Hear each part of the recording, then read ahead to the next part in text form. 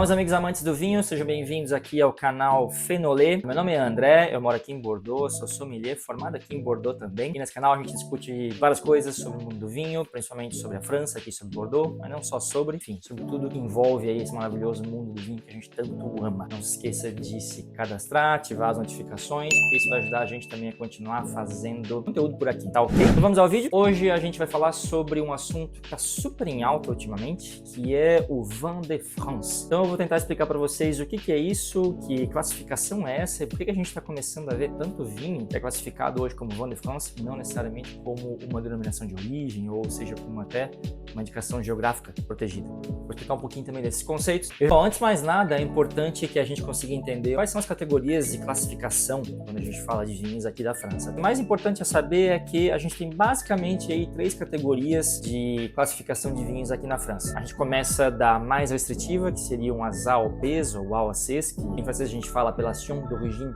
protégée ou contrôlée. Depois disso a gente vai ter as IGP, que são as Indications Géographiques Protégées, indicação geográfica protegida. A principal diferença dessas duas, na verdade, é que as AOPs ou AOCs, elas são bem mais restritivas em termos de regras, em termos de castas específicas que ele pode plantar e principalmente, sendo bem honesto, a parte de rendimentos. Depende muito da denominação de origem, não são todas assim, mas a maioria delas acaba sendo bastante restritiva quando a gente fala de produção por hectare. Comparativamente falando, as denominações de origem têm diferenças umas com as outras nesse sentido, mas comparado com a indicação geográfica protegida, a gente já tem muito mais liberdade. A indicação geográfica é uma área que é maior, então dá para entender que as denominações de origem elas estariam dentro de alguma indicação geográfica protegida e são muito mais assim libertárias. Tem técnicas de viticultura que são mais acessíveis, mais abordáveis e menos complicadas. Agora é importante também entender que quer dizer que quando um vinho ele decide classificar o seu vinho como IGP, ele está fazendo vinho de menor qualidade e vice-versa. E na verdade depende muito da região também, se ela decide ter uma IGP ou não. No caso aqui de Bordeaux, por exemplo, a denominação de origem regional, genérica,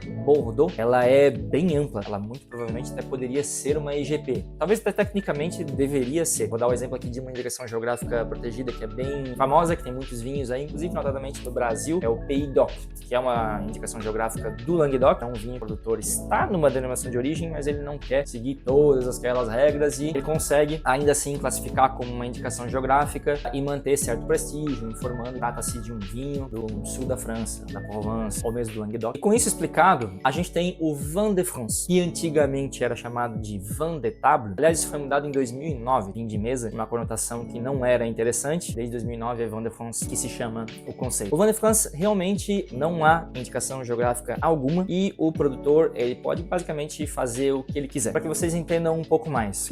Se eu estou aqui em Bordeaux, eu não sou proibido de plantar, por exemplo, Pinot Noir, porque a terra é minha, eu posso plantar o que eu quiser nela. Porém, eu não vou poder reivindicar a denominação de origem de Bordeaux. Bordeaux não me permite plantar Pinot Noir e nem fazer vinho de Pinot Noir. Então, eu vou ter que classificá-lo, ou seria como uma IGP, caso a IGP também permitisse, porque embora as regras sejam mais tranquilas numa IGP, ela também tem regras, então não dá para ser simplesmente faz o que você quiser. Agora, o Vin de France permite para ele fazer coisas que são muito apreciadas hoje em dia. Tem uma parcela de produtores que simplesmente está dizendo, eu não quero mais saber dessas regras, eu quero fazer o vinho que eu quero. E tem outra que é até um caso mais comum, e ele tem os vinhos dele que são de denominação de origem, a qual ele segue todas as regras, mas ele reserva lá umas 2, 3 parcelas, por exemplo, para plantar o que ele quiser, para fazer como ele quiser, e para fazer um Vin de France e entrar um pouco nessa nova tendência do mercado do consumidor que quer coisas diferentes, que quer provar, que quer testar coisas novas. Eu, por exemplo, sou bastante adepto, gosto muito de provar aí vários Vin de France, justamente porque sei que se trata de um vinheron que ficou livre e muitas vezes é um produtor que está querendo fazer algo realmente diferenciado, está querendo dar uma nova proposta. Um outro motivo também que tem cada vez mais aí produtores aderindo à prática do Vin de France é justamente porque quando as denominações de origem elas foram criadas lá nos anos 30, enfim, depois disso também, aliás, tem denominações de origem sendo criadas até hoje. Entretanto, quando elas foram criadas, elas estavam estabelecendo a vontade e a situação dos produtores daquela época, considerando também as conjunturas econômicas, sociais, as próprias escolhas de castas daquela época. Então, hoje, por exemplo, face aí às mudanças climáticas que têm acontecido, Bordeaux faz as suas colheitas aí em setembro. 20, 30 anos atrás, isso normal era sempre em outubro. Existe hoje uma certa problemática com o Merlot aqui em Bordeaux, que tem amadurecido muito rápido, tem sido ficado também cada vez mais sensível às doenças da vinha. Tem muito produtor querendo trocar esse Merlot, querendo fazer por outra coisa, Brasil, querendo mesmo até resgatar castas antigas, que foram totalmente aí esquecidas de Bordeaux, mas ele não tem como fazer isso hoje, porque a denominação de origem, ela tá realmente presa, e para você mudar isso, você tem que ter um consenso, você tem que ter um processo, tem que entrar no órgão, que é o INAO, que é o Instituto Nacional das Denominações de Origem aqui na França, e você tem que fazer essa reivindicação. Se tudo der certo, se você entregar uma série de papeladas, você vai conseguir mudar a denominação de origem, ok? Só que isso é um processo que demora anos, e tem muito produtor que simplesmente não tá nem ligando para isso, para produzir o vinho dele. Agora sim, uma das coisas que realmente acaba sendo complicada para o produtor que faz o Vin de France, ainda existe aquele conceito muito arraigado de que a qualidade está ligada somente à origem do produto. Que um vinho não é qualitativo só por causa disso. Aliás, cansei de tomar Bordeaux, que não é tão bom assim, cansei de tomar Borgonha, que não é tão bom assim, e tem todos aí denominação de origem e seguem todas as regras descritas lá na denominação de origem. Eu sinceramente acho que isso é uma revolução mesmo, não tem mais como parar. Não quer dizer que, obviamente, as denominações de origem vão deixar de existir, isso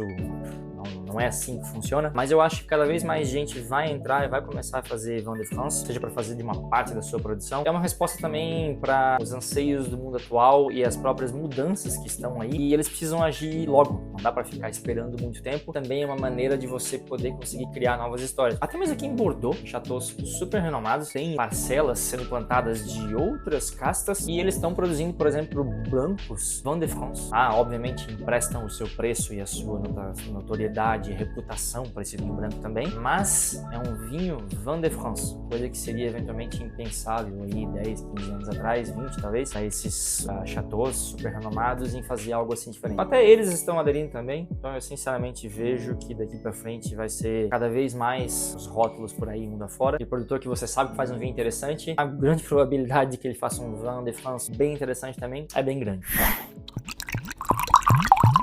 Bom, e agora vamos degustar aqui um Vin de France, então. Eu vou partilhar aqui com vocês o vinho que a gente vai provar. Melting Pots, do Domaine Serrol. Tô bem curioso para provar ele. Eu conheço o produtor, ele tem uma história bem interessante. Inclusive, ele conta aqui a história desse vinho. Pot, aqui na França, quer dizer tipo camarada, meu brother. E ele conta aqui que em 2021, que é de quando é este vinho, teve uma boa parte da produção dele que foi perdida por causa de uma geada que aconteceu. E ele recorreu aí a uma série de amigos dele para ir fazer a colheita em outros lugares da França, não aonde ele está estabelecido, para fazer vinhos, ele poder vender. E ele misturou aqui Gamay, Syrah e Grenache. Então por isso é um Vin de France. A região que ele está é o Val de Loire, é a Côte Rouennaise. É uma denominação de origem aí pouquíssimo conhecida, tá praticamente já quase no Beaujolais, por isso tá aqui produzindo bastante Gamay. E ele é um produtor que ficou muito conhecido, no caso da Maison Troisgros. A família Troisgros é super reputada e conhecida aqui na França. O restaurante que eles têm, que fica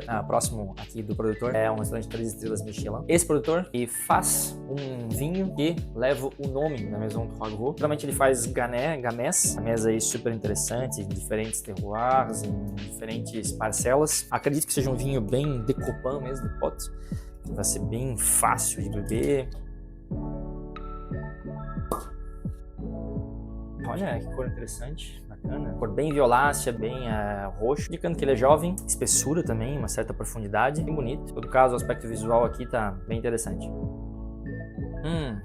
Eu adoro quando vem esse cheiro assim, bem daquela fruta que é potente assim. São essas frutas vermelhas, tem cereja, esse aqui tem morango também, framboesa. Pegada já assim, mais compotado, não tão fresco. Apesar de vir ali agora aqui no final, uma coisa herbácea, que é algo que sempre vem desses vinhedos aqui do norte da França. Eu adoro isso, mas ele tem mais profundidade, ele não é tão delicado, não é tão fino assim. Em todo caso, o nariz já é bem interessante, é super bacana. E tem um lado aqui também já de especiaria. Eu acredito sinceramente que deve vir aí do Syrah, que é uma coisinha que vem lá na ponta do final. Bem legal. Não sinto madeira, tá? Se tiver muito pouco, tá? Muito pouco mesmo. Eu coloco de 12,5, então me parece ser um vinho bem digesto. É um tipo de nariz que dá vontade de dar um gole, faz até salivação já.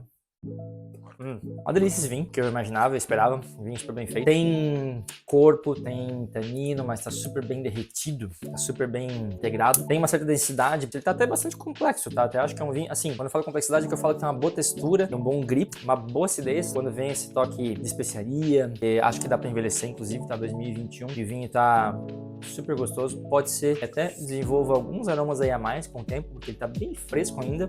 Super interessante. Feliz de compartilhar mais um vinho excelente aqui com vocês. E, enfim, no fim das contas aqui era só mais pra gente poder explicar que um Vin de France pode ser incrível como esse aqui. Não se esqueça de me seguir, pra que a gente possa continuar fazendo mais conteúdo pra vocês. Aquele abraço.